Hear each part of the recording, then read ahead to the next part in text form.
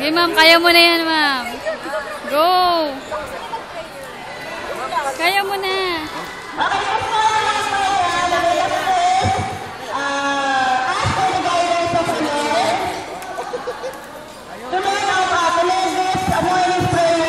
Let me call on Mr. Hidalgo.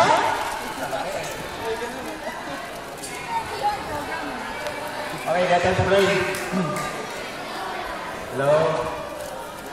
Okay, let us bow our heads and feel the presence of the Lord.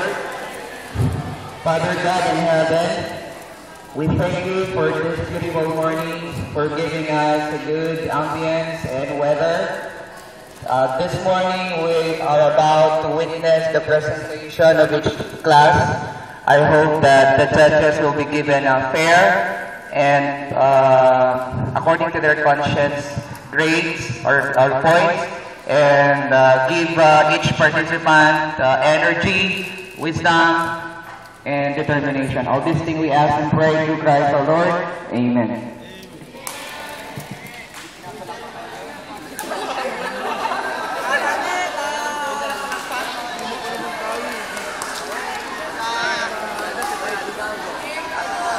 Kilala niyo naman yung mga judges natin. Sige, nag-request sila. Dami niyong request, no?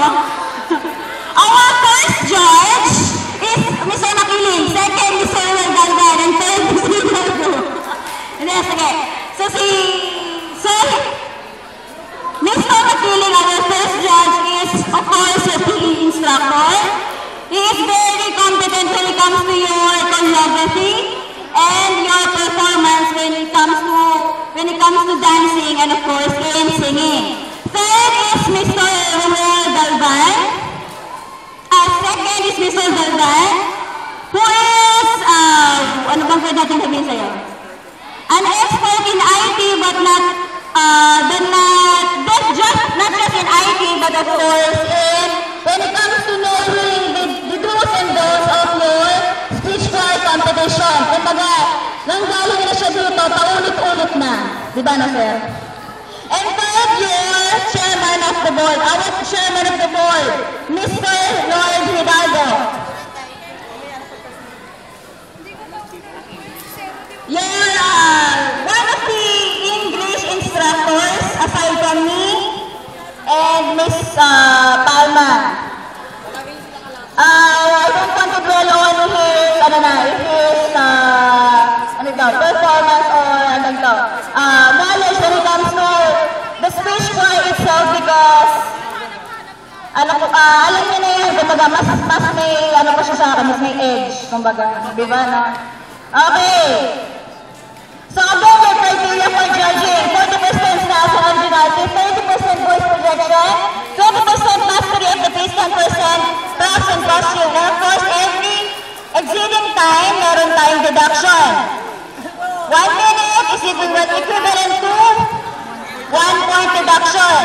Nasabi naman sa inyo noon pa na ang ating champion ay ang mag-compete sa Skill Olympics sa July